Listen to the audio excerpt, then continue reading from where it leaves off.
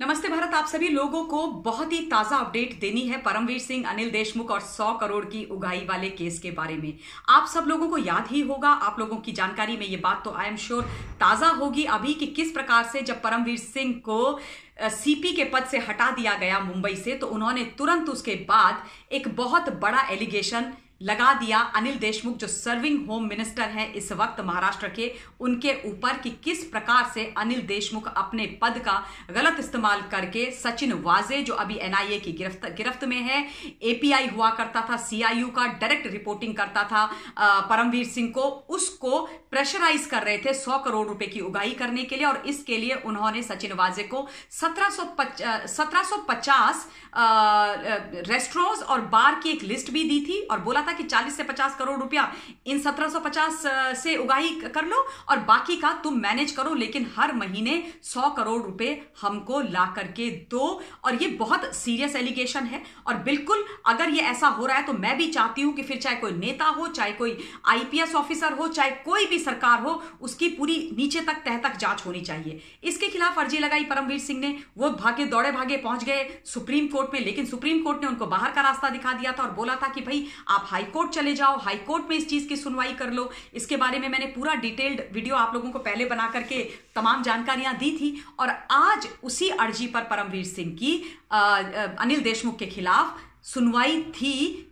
कहां पर? मुंबई के हाई कोर्ट में, जिसमें वो ये कह रहे हैं कि ये जो मैंने इनके ऊपर एलिगेशन लगाए हैं, इतना बड़ा आरोप लगाया है, इसकी सीबीआई जांच होनी चाहिए। तो हाई कोर्ट ने जब ये पूरी सुनवाई चल रही थी और परमवीर सिंह के और सरकारी वकील के बीच में बहुत जबरदस्त घमासान जद्दोजहद और बहस चल रही थी, तो हाई कोर्ट ने अपने जो ऑब्जर्वेशन है उसमें ये बोला कि भाई इस केस में परमवीर सिंह ने एफआईआर क्यों नहीं करवाई।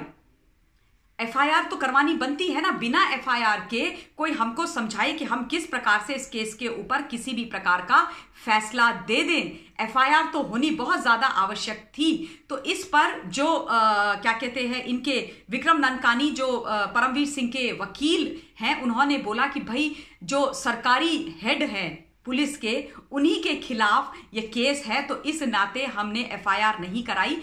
तो फिर इस पर कोर्ट ने बोला कि एफआईआर तो करवानी चाहिए थी। अगर वो एफआईआर नहीं करते, वहां की पुलिस एफआईआर करने से मना करती, तो फिर मजिस्ट्रेट के कोर्ट में जा सकते थे। हाई कोर्ट को इन लोगों ने मजिस्ट्रेट कोर्ट समझ करके रखा हुआ है और ये जो तरीका है ये गलत तरीका है। और एक और बात जो आवश्यक हाई कोर्ट के जस्टिस दत्ता ने बोली, वो ये बोली कि क्या परमवीर सिंह के सामने अनिल देशमुख ने 100 करोड़ के उगाही की बात करी थी, यानी कि उनका साफ साफ ये बोलना था कि सचिन वाजे को जब 100 करोड़ के उगाही का इंस्ट्रक्शंस अनिल देशमुख दे रहे थे, तो क्या परमवीर सिंह वहां पर उपस्थित थे, और अगर नहीं थे तो ये तमाम बातें सिर्फ और सिर्फ हेयर से हैं, यानी कि सुनी सुनाई बातें हैं। इस पर हम क्या बोल सकते हैं और क्या कर सकते हैं। जो एग्जैक्टली उन्होंने बोला, मैं एक बार आप लोगों को और पढ़ करके सुना देती हूं, क्योंकि मुझे बड़ा अच्छा लगा ये सुन करके। अब आप सुनिए हाईकोर्ट ने क्या कहा। यू यानी कि Paramvir Singh, you are a senior police officer,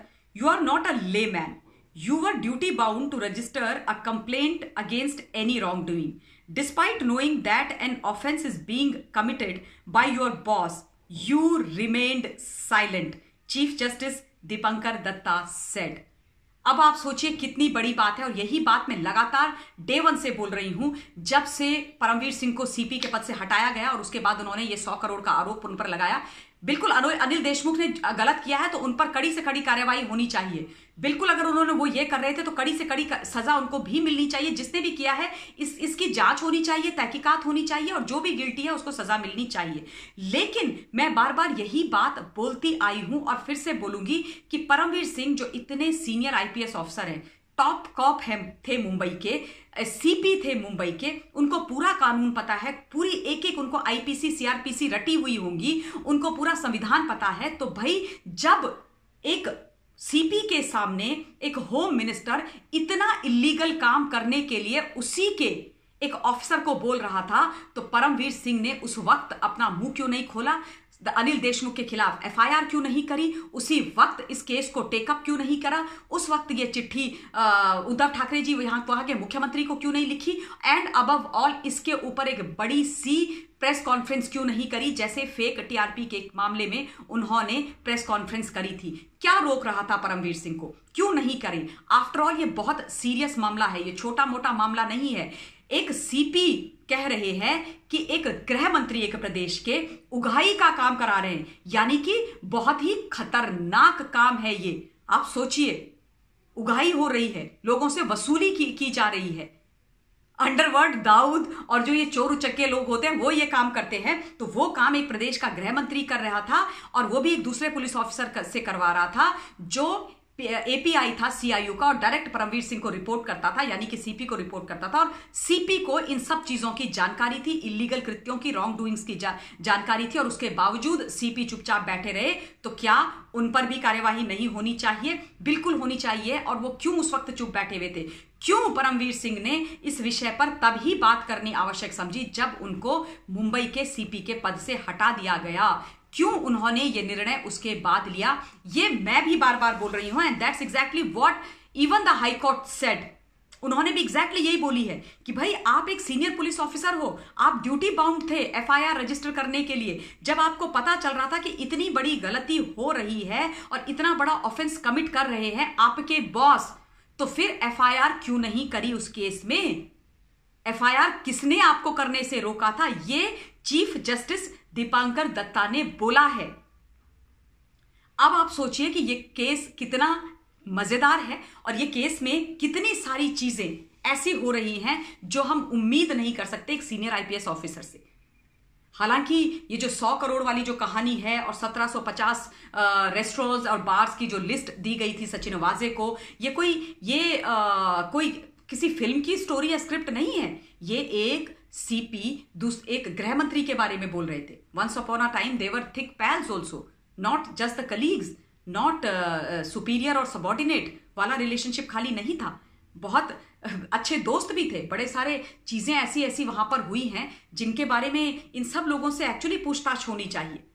जैसे कि सचिन वाजे को रातों रात कैसे बहाल किया गया, इस बारे में भी इन्वेस्टिगेशन होनी चाहिए। इस पर भी तो किसी के ऊपर केस होना चाहिए। उसके बाद जो फेक टीआरपी वाला केस था कि वो फेक टीआरपी केस किसका ब्रेन चाइल्ड था, किसने उस फेक टीआरपी केस को बनाया, किसने उसको एग्जीक्यूट किया, क्यों एग्जीक्यूट किया, किसके तत्वाधान में एग्जीक्यूट किया, किसके कहने पर एग्जीक्यूट किया, ये बहुत सारी चीजें हैं। क्यों सुशांत सिंह राजपूत के केस में एफआईआर ऑलमोस्ट 60 डेज तक नहीं हुई, क्यों इंक्वेस्ट इंक्वायरी चलती रही, क्यों सीबीआई को वो केस नहीं दिया गया? इस बार तो परमवीर सिंह कह रहे हैं कि अनिल देशमुख का केस सीबीआई को दे देना चाहिए। तो पूरा देश जब सुशांत सिंह राजपूत के केस को सीबीआई को देने की बात कर रहा था, उस वक्त परमवीर सिंह ने, अनिल देशमुख जी ने, इन तमाम लोगों ने सुशांत के केस को सीबीआई को क्यों नहीं दिया? तो ये सारी बातें भी निकल करके बाहर आनी चाहिए, इन बारों में भी बात होनी चाहिए। और समझना यह है हिंदुस्तान की जो कानून के रक्षक हैं, जो खाकी वर्दी पहने हुए हैं, वही एक के बाद एक गलती कर रहे थे। ये इंपॉर्टेंट और बड़ी न्यूज़ थी जो मुझे लगा कि मुझे आप लोगों को देनी चाहिए। मुझे अभी थोड़ी देर पहले मैंने ये देखी, ये न्यूज़ मेरे संज्ञान में आई और मैंने तुरंत वीडियो बना करके आप लोगों के लिए डाल दिया। अब आप अपना पॉइंट ऑफ व्यू कमेंट्स के माध्यम से मुझे दीजिएगा और अपना ध्यान रखिएगा। बहुत बहुत धन्यवाद। Stay blessed. जय हिंद।